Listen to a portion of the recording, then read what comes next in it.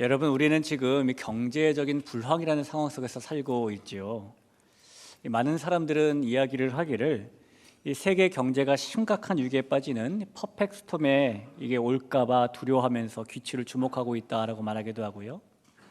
우리나라 같은 경우에는 일부 학자들이 경제에 침체되는 그런 속에서 물가가 계속 상승하는 스태그플레이션이 진입했다, 그 초기 단계에 우리가 왔다라고 주장하기도 합니다.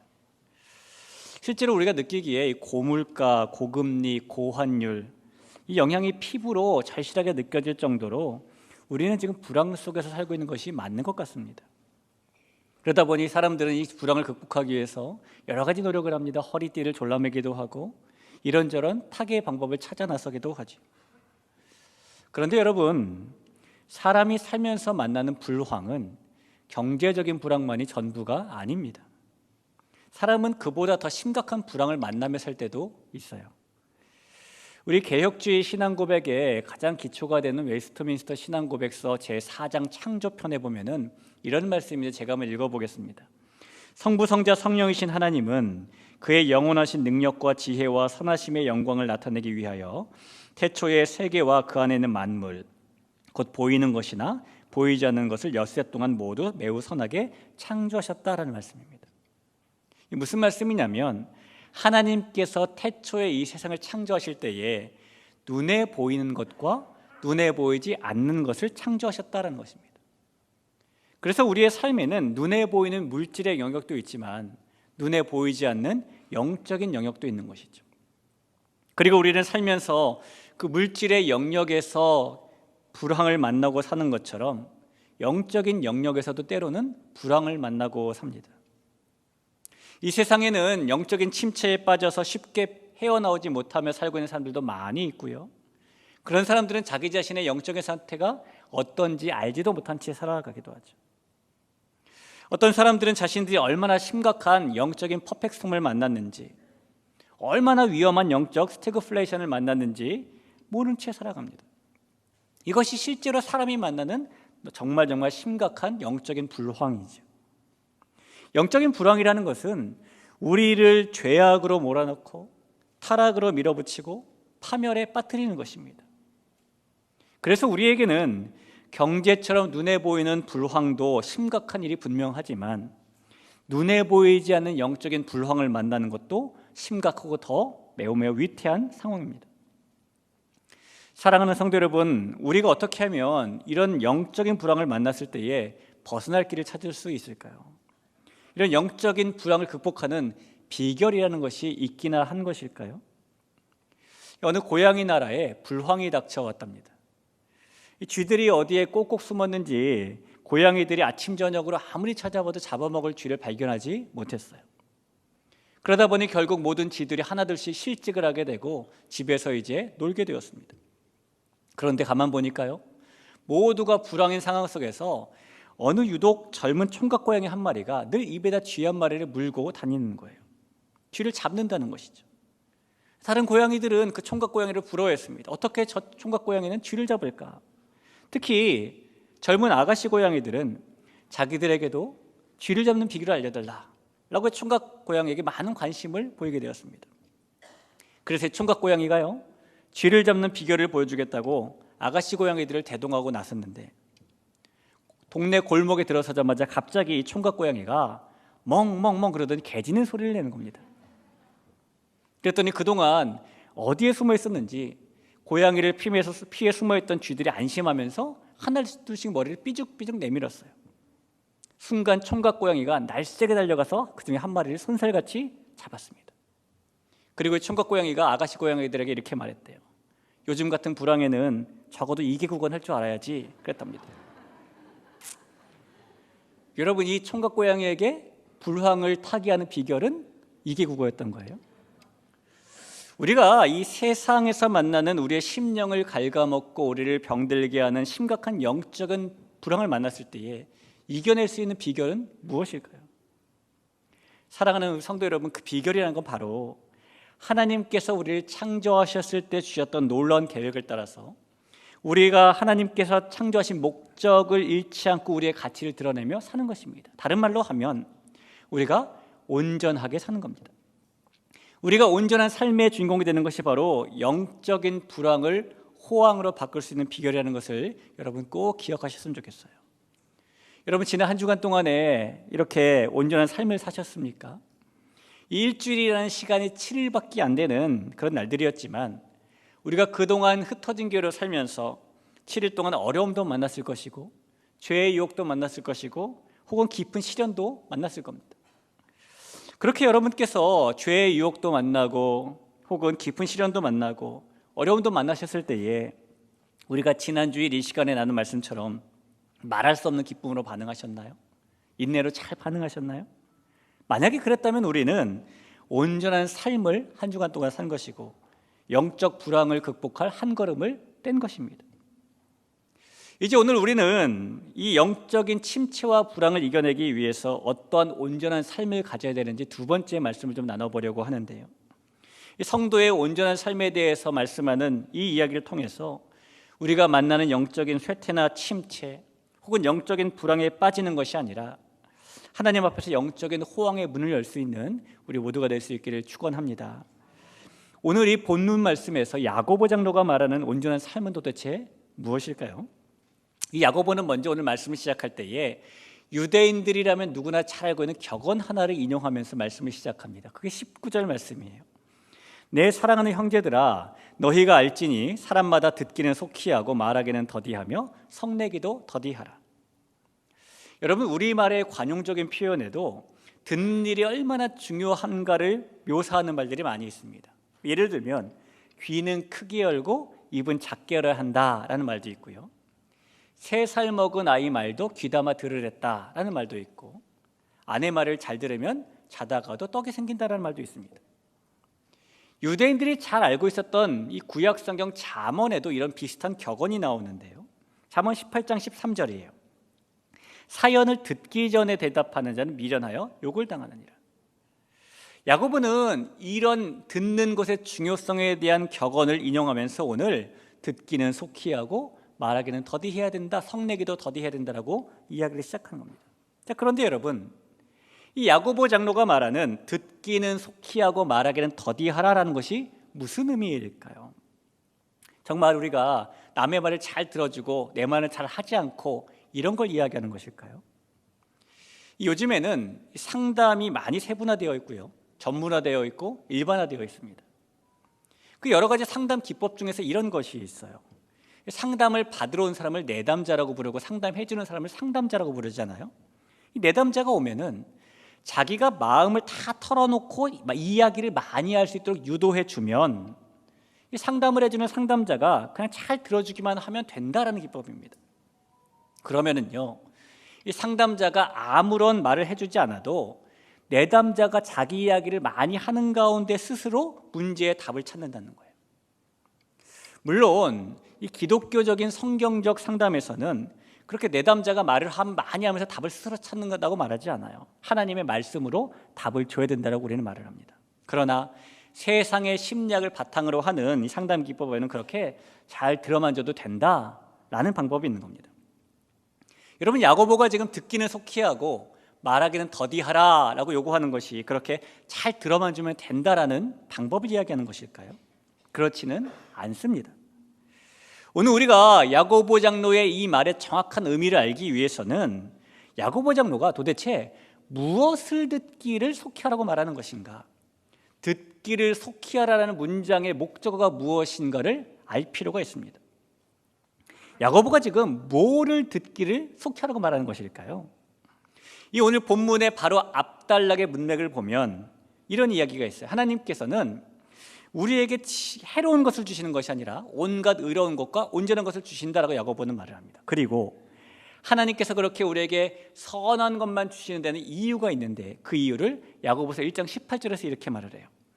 그가 그 피조물 중에 우리로 한 첫 열매가 되게 하시려고 자기의 뜻을 따라 진리의 말씀으로 우리를 낳으셨느니라. 하나님께서 우리에게 선한 것을 주시는 이유는 하나님께서 우리를 말씀으로 낳으셨기 때문이다라는 겁니다. 그리고 바로 이어지는 19절에서 야고보 장로가 너희는 듣기는 속히 하고 말하기는 더디하라 이렇게 말하는 것이죠. 그러면 문맥상 야고보는 지금 무엇 듣기를 속히 하라고 말하는 것일까요? 하나님께서 너희를 말씀으로 낳으셨다. 너희는 듣기를 속히 하라. 그럼 뭡니까? 하나님의 말씀 듣기를 속히 하라는 겁니다. 사랑하는 대길교회 성도 여러분, 성도의 삶은 하나님의 말씀 듣기를 속히 하는 것을 통해서 온전해질 수가 있는 것입니다. 지난 주일에 저는 여러분에게 온전함이라는 것이 무엇인지를 말씀드렸어요. 우리가 창조되었을 때부터 가지고 있었던 원래의 목적을 상실하지 않고 고스란히 보존하고 있는 것이 온전함이라고 말씀드렸습니다. 다시 말하면 하나님께서 우리를 창조하신 그 원래의 목적을 지키면서 여전히 흔들림 없이 사는 것, 우리가 하나님의 계획과 목적을 그래서 이루어드리며 사는 것, 그것이 바로 온전한 삶이라고 말씀드렸어요. 그리고 그런 온전한 삶은 오늘 야고보서 1장 19절에 의하면은 하나님의 말씀 듣기를 통해 지켜지는 것입니다. 여러분, 번아웃이라는 이름인, 상처라는 이름인, 냉소라는 이름인, 무관심이라는 이름인 이 영적인 불안을 우리가 만났을 때에 하나님의 말씀을 속히 들음으로 말미암아 우리가 온전함을 지킬 수 있게 되고요, 그렇게 온전함을 지킬 때에 영적인 불황의 문이 닫히고 영적인 호황의 문이 열린다는 것을 믿으시기를 간절히 바랍니다.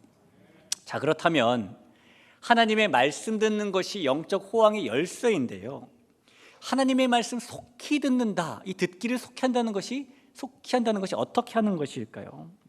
우리가 성도라면 다 누구나 다 하나님의 말씀을 듣고 삽니다.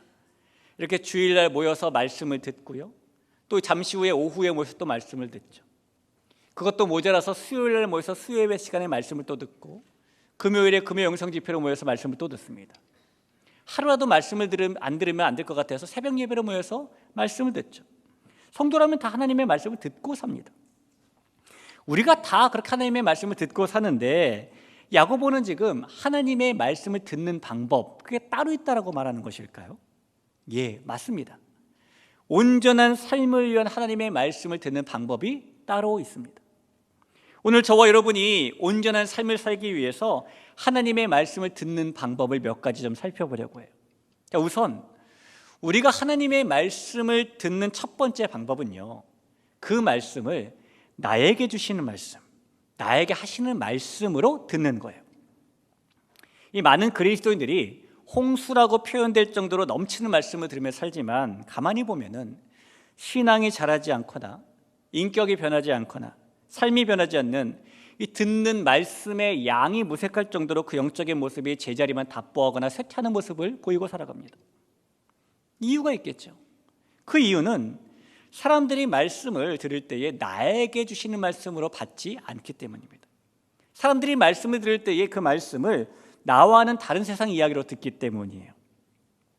우리가 뉴스를 조금만 검색해 보면은 전 세계에서 일어나고 있는 크고 작은 충격적인 사건들을 듣게 됩니다. 예를 들어 보면 코로나19 때문에 생긴 문제 중에는 어린이 교육에 대한 문제도 있는데요, 뉴욕타임즈 보도에 보면은 코로나 때문에 학교가 문을 닫았을 때에 온라인 교육을 받을 여건이 안 돼서 교육을 받지 못한 어린이가 남아시아에만 4만 명이 넘는다라고 기사가 났습니다.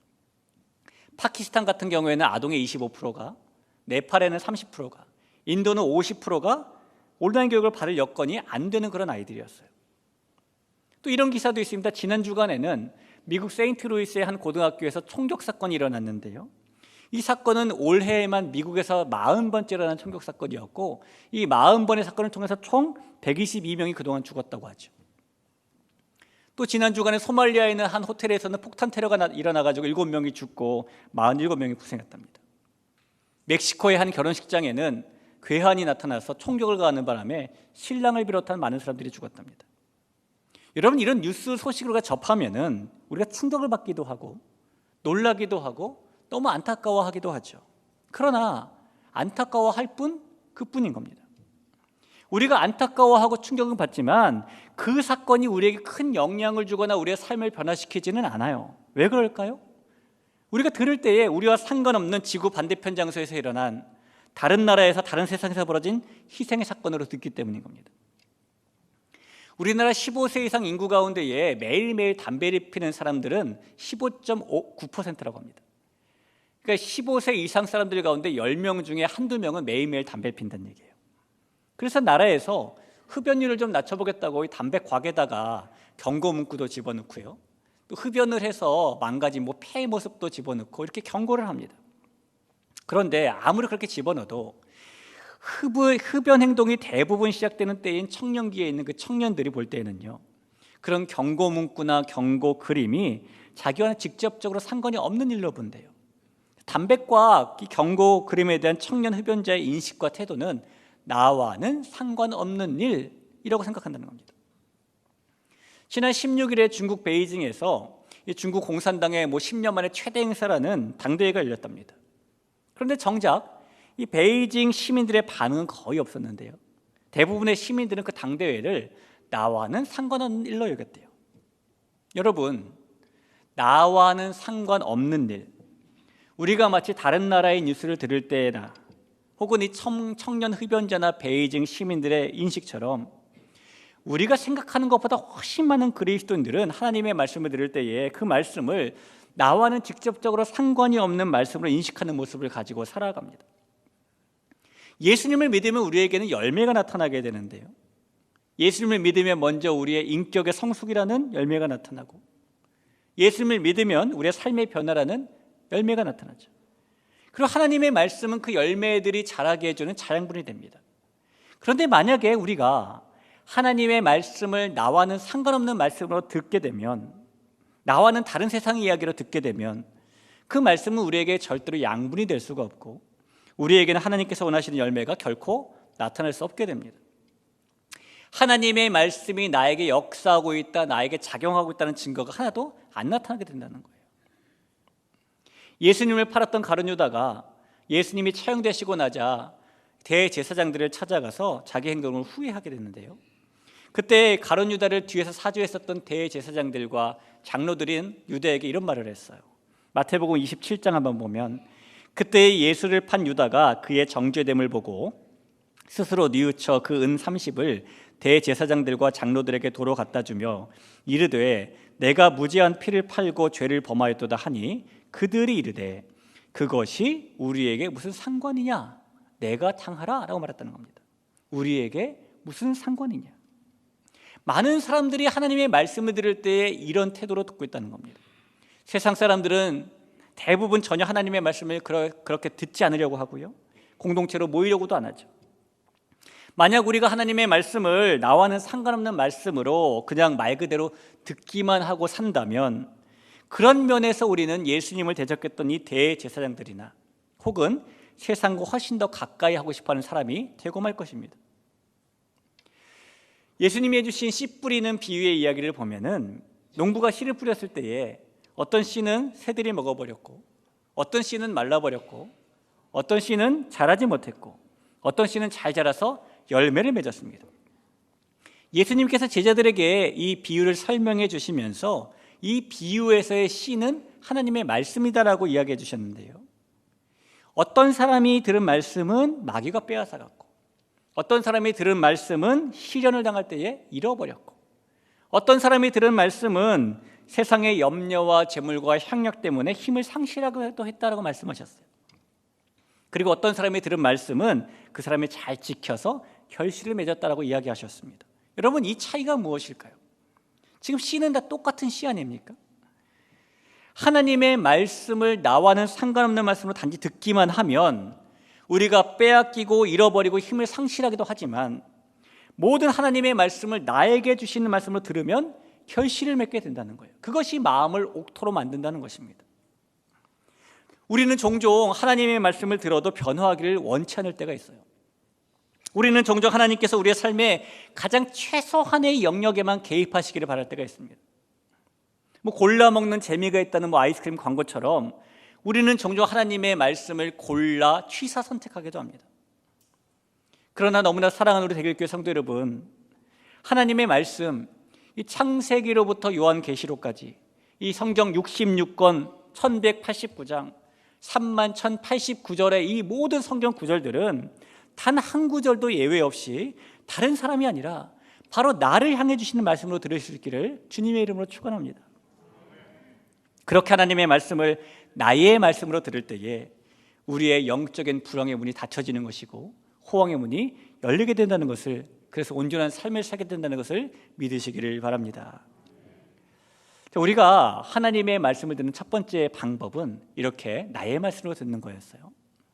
두 번째 방법도 있습니다. 두 번째 방법은 이 말씀을 들을 때에 귀가 아니라 마음으로 듣는 겁니다. 이 성경은 처음부터 끝까지 하나님의 말씀은 마음으로 듣는 것이라는 이야기를 이어갑니다. 신명기 6장 6절을 볼까요? 오늘 내가 내게 명하는 이 말씀을 너는 마음에 새겨라라고 말하죠. 시편 119편에도 보면 내가 주께 범죄하지 아니하려 하여 주의 말씀을 내 마음에 두었다라고 고백합니다. 욥기도 한번 볼까요? 욥기 22장 22절에 보니까 청하건대 너는 하나님의 입에서 교훈을 받고 하나님의 말씀을 내 마음에 두라라고 말합니다. 이뿐만 아닙니다. 많은 성경 구절들이 이 외에도 하나님의 말씀을 마음으로 들어야 된다라고 이야기하고 있어요. 사랑하는 성도 여러분, 하나님의 말씀은 귀가 아니라 마음으로 듣는 겁니다. 근데 여러분, 사람의 마음이라는 것이 참 희한해서 사람의 마음은 어떤 하나의 일에 대해서 두 개, 세 개의 마음을 품을 수가 없게 돼요. 마치 이런 것과 똑같은 겁니다. 우리가 취업을 하려고 여러 회사에 이력서를 보냈습니다. 근데 그중에서 가장 좋은 두 회사에서 면접을 보자고 연락이 왔어요. 하필이면 두 회사의 면접 날이 같은 날 같은 시간대라면 그럼 우리는 어떻게 해야 될까요? 두 회사의 면접에 동시에 갈 수 없으니 어느 한쪽만 선택해야 되겠죠. 어떤 청년에게 소개팅이 들어왔는데 소개팅 두 개가 같은 날 들어왔어요. 그럼 어떻게 해야 됩니까? 이 청년이 분신술을 쓸 수는 없으니 어느 한쪽만 선택해야 됩니다. 우리 안에 있는 마음도 마찬가지예요. 우리의 마음도 분심술을 쓸 수 없기 때문에 언제나 우리의 마음도 하나밖에 품을 수가 없게 됩니다. 그래서 우리가 이 마음에 하나님의 말씀을 새기고 마음으로 하나님의 말씀을 들으려면 먼저 이 마음에 다른 것이 없어야 돼요. 여러분, 이 씨를 뿌리기 전에는요 항상 이 밭을 먼저 묵은 밭을 기경하고 갈아주는 일을 하게 되죠. 묵은 밭을 갈아줘야 위에 흙하고 아래 흙이 막 섞이게 되고요, 혹시 있을지도 모르는 잡초도 제거되게 되고 또 그렇게 흙을 막 고르면서 이 돌멩이도 제거하게 됩니다. 그래야 씨를 뿌리고 나면 뿌리를 잘 내려서 결실을 맺게 되는 거예요. 만약에 묵은 밭을 갈아주지 않으면 아무리 좋은 씨앗을 좋은 종자를 뿌린다고 해도 튼실한 열매를 거둘 수 없게 됩니다. 우리가 하나님의 말씀을 마음으로 들을 때도 마찬가지입니다. 우리의 마음에 쓰여져 있는 다른 것들이 먼저 지워져야 합니다. 마음에 다른 것들이 새겨져 있다면 하나님의 말씀이 우리 마음에 들릴 수가 없고 새겨질 수가 없기 때문이에요. 그리고 오늘 야고보서는 우리에게 말하기를 우리가 하나님의 말씀을 마음으로 들으려면 마음에 있는 두 가지를 먼저 내버려야 된다고 이야기합니다. 21절을 보죠. 그러므로 모든 더러운 것과 넘치는 악을 내버리고 너희 영혼을 능히 구원할 바 마음에 심어진 말씀을 온유함으로 받으라. 오늘 야고보서는 두 가지 마음을 지워야 된다고 말하고 있어요. 하나는 모든 더러운 것이고 또 하나는 넘치는 악입니다.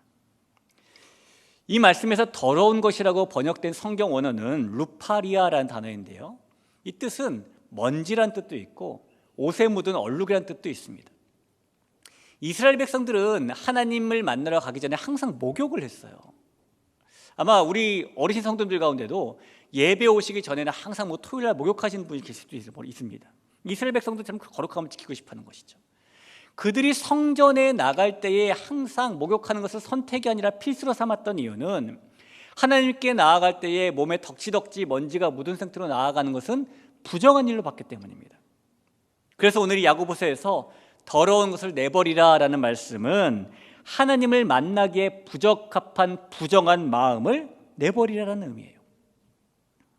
또한 이 말씀에서 넘치는 악이라고 번역된 성경 원어는 카키아라는 단어인데요, 이 뜻은 세상적인 욕망을 말하는 겁니다. 따라서 넘치는 악을 내버리라 라는 의미는 우리 마음에 혹시 있을지도 모르는 세상의 헛된 욕심을 내버리라 라는 말씀이에요.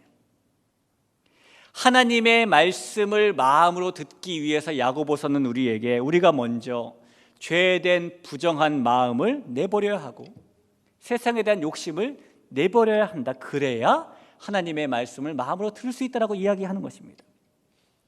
그런데 여러분, 문제는 우리의 마음속에 있는 이 부정한 마음과 혹은 욕심을 우리가 다 없앨 수가 없다는 거예요.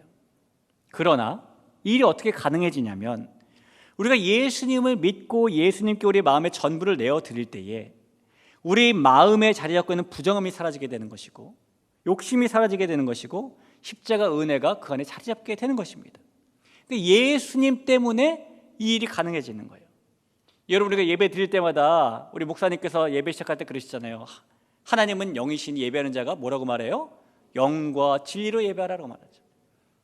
여러분 아시는 것처럼 여기서의 영은 성령을 의미하고 진리는 예수님을 의미합니다. 예배하는 자가 예수님으로 예배하라는 게 뭘까요? 예수님께 그 마음을 다 드리고 나야 예수님께서 우리의 마음에 있는 부정함과 우리 마음에 있는 세상적인 욕심을 지워주시고 그 예배 시간의 말씀을 마음으로 듣게 된다는 이야기입니다. 주님이 그렇게 우리의 마음을 청소하시고 나면 비로소 그때 하나님의 말씀이 우리의 마음에 들려지게 되는 거예요. 사랑하는 성도 여러분, 우리의 마음이 정결하고 깨끗해야 하나님의 말씀이 마음으로 들려지게 되는데, 그리고 말씀이 뿌리를 내리게 되는데, 예수님께서 저와 여러분의 마음의 주인 되시게 하면 이 마음의 더러운 것과 온갖 악한 것은 내버려지게 되고 우리의 마음에 주님의 말씀이 새겨질 줄로 믿습니다. 우리가 그 마음으로 하나님의 말씀을 들을 때에 우리의 영적인 호황이 시작되며 온전한 삶이 펼쳐지게 된다는 것을 믿으시기를 축원합니다. 마지막 세 번째로 우리가 하나님의 말씀을 듣는 방법, 정리해 볼까요? 첫 번째는 나의 말씀으로 듣는 거였고, 두 번째는 마음으로 듣는 것이었어요. 세 번째는 그 말씀을 들을 때에 순종함으로 듣는 겁니다. 오늘 22절을 한번 보죠. 예수님을 믿는 사람 너희는 말씀을 행하는 자가 되고 듣기만 하여 자신을 속이는 자가 되지 말라라고 말을 합니다. 때로 교회 안에서 믿음이 더 중요하냐 행함이 더 중요하냐라는 논쟁이 가끔씩 일어나기도 합니다. 그러나 믿음과 행함은 서로 뗄래야 뗄 수 없는 한 콤비이자 한 세트예요. 하나님의 뜻에 합당한 행함을 순종을 하기 위해서는 먼저 하나님의 말씀을 들어야 하는 것이고, 하나님의 말씀을 듣는다면 그 말씀에 합당한 행동, 순종을 해야 되는 것이죠. 그래서 하나님의 말씀은 들을 때에 순종함으로 들어야 되는 것입니다. 여러분, 하나님의 말씀을 순종함으로 듣지 않는 사람은 마치 컵에다가 물을 따라 넣고 마시지 않는 사람과 똑같습니다. 컵에다 물을 따라 넣고 마시지 않으면 시간이 지나면서 이 컵에 물때라는 게 생겨요. 그리고 물때 때문에 미생물이 생기게 되고 결국에는 부패하게 됩니다. 하나님의 말씀을 순종으로 듣지 않는 사람은 오늘 본문 말씀에 있는 것처럼 거울을 보고도 흐트러진 부분은 정갈하게 다듬지 않는 그런 사람과 똑같은 사람입니다. 우리가 새벽 예배를 나가다 보면은요, 졸린 눈을 비비고 일어나게 되는데요, 아무리 눈이 안 떠지고 잠이 안 깨는 비몽사몽이라고 해도 누구라도 거울은 꼭 보고 나가게 됩니다. 거울을 안 보고 나가면 그 새벽에 내 잠자면서 머리가 어떻게 뻗쳐 있는지, 눈곱이 얼마나 많이 껴 있는지 그대로 나가게 되기 때문이에요. 그래서 이른 새벽이지만 거울은 보고 나가게 됩니다.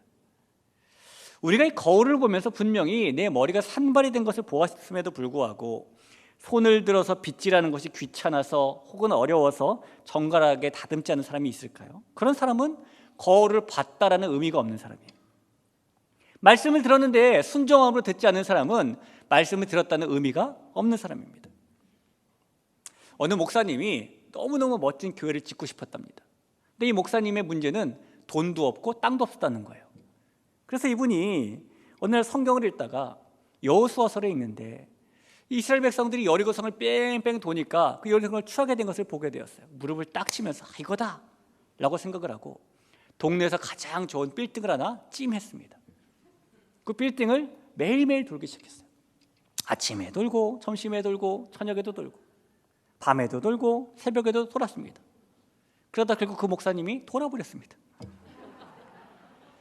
여러분, 여호수아가 여리고성을 삥삥 돈 거는요, 그가 이렇게 해야지 하고 싶어 한 게 아니잖아요. 하나님께서 그에게 그렇게 말씀하셨기 때문에 그는 말씀을 순종함으로 들은 거예요. 여러분, 하나님의 말씀은 이렇게 순종함으로 듣는 것입니다. 그 말씀이 내 마음을 가볍게 하는 말씀이든 혹은 무겁게 하는 말씀이든, 그 말씀이 내 마음에 드는 말씀이든 혹은 들지 않는 말씀이든, 그 말씀대로 하는 것이 쉽든 혹은 어렵든 하나님의 모든 말씀은 다 순종함으로 듣는 겁니다. 그 말씀이 어떠한 말씀이더라도 그것이 하나님께서 주신 말씀이라면 순종함으로 들을 수 있는 저와 여러분 될 수 있길 간절히 축원합니다. 그렇게 말씀을 순종함으로 들을 때에 우리가 영적 호황의 문을 열쇠로 열 수 있게 될 것입니다. 사랑하는 대길교회 성도 여러분, 우리에게 아무리 좋은 집이 있더라도요, 비밀번호를 모르면 들어가지 못하죠. 우리가 은행에 아무리 많은 돈을 가지고 있더라도 역시 비밀번호를 모르면 돈을 찾았을 수가 없습니다. 우리가 가진 금고에 귀중품이 많이 들었는데 열쇠가 없으면 열 수도 없겠죠. 우리에게 최고급 자동차가 있어도 열쇠가 없으면 문도 못 열고 타지도 못합니다. 열쇠라는 것은 문을 열 때 꼭 필요한 거예요. 그런데 저와 여러분 같은 하나님께서 너무나 사랑하시는 자녀에게는, 성도 앞에는 이 좋은 집이나 금고의 열쇠보다 훨씬 더 비교할 수 없는 더 엄청난 열쇠가 있답니다. 그 열쇠는 하나님께서 주시는 영적인 호황의 문을 여는 열쇠, 축복의 문을 여는 열쇠예요. 제가 신방을 다니다 보면은 더러 기도 제목을 주실 때에 영적으로 더 성장하게 해주세요라는 기도 제목 주시는 분들이 계세요. 참 아름다운 기도 제목이라고 생각을 합니다. 내가 영적으로 더 성장했으면, 내가 영적인 호황을 누렸으면 하는 바람은 아마 어느 한 분만의 기도 제목이 아니라 사실 우리 모두가 가지고 있는 바람일 겁니다. 야고보서는 오늘 우리에게 우리가 영적으로 성장하고 호황을 누릴 수 있는 비결이 하나님의 말씀을 속히 듣는 것이라고 말을 합니다. 여러분, 영적인 호황의 문을 열고 싶으시다면 하나님의 말씀을 들으시되 나의 말씀으로 들으시고 마음으로 들으시고 순종함으로 들으시기를 바랍니다. 그렇게 나의 말씀으로 듣고 마음에 새기고 순종함으로 반응하면 우리가 만난 영적인 침체와 쇠퇴와 이런 불황의 문은 닫혀버리게 될 것이고 새로운 영적인 호황과 축복의 문이 열리게 될 것입니다. 그리고 우리는 하나님이 원하시는 온전한 삶을 사는 주인공이 될 거예요. 이 한 주간도 우리가 살아가는 모든 인생도 하나님 안에서 그렇게 영적인 호황만 누리면서 온전한 삶을 살아가는 우리 모든 가족이 될 수 있기를 주님의 이름으로 축복합니다. 우리 그런 마음 가지고 이 시간에 같이 한번 찬양하고 기도하죠. 주님 말씀하시면, 주님 말씀하시면 내가 나아가리라. 주님 뜻이 아니면 내가 멈춰서리라. 나의 가고 서는 것 주의 뜻에 있으니 오 주님 나를 이끌소서. 주님 말씀하시면, 주님 말씀하시면 내가 나아가리라. 주님 뜻이 아니면 내가 멈춰서리라. 나의 가고 서는 것 주님 뜻에 있으니 오 주님 나를 이끌소서. 뜻하신 그곳에, 뜻하신 그곳에 나 있기 원합니다. 이끄시는 대로 순종하며 살리니 연약한 내 영혼 통하여 일하소서. 주님 나라와 그 뜻을 위하여 뜻하신 그곳에, 뜻하신 그곳에 나 있기 원합니다. 이끄시는 대로 순종하며 살리니 연약한 내 영혼 통하여 일하소서. 주님 나라와 그 뜻을 위하여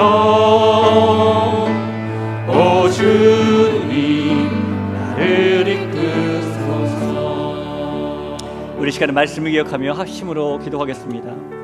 사랑하는 대길교회 성도 여러분, 하나님은 우리에게 온전한 삶을 주시길 원하시며 우리의 삶이 영적인 호황과 축복을 누리기를 바라시는 분이십니다.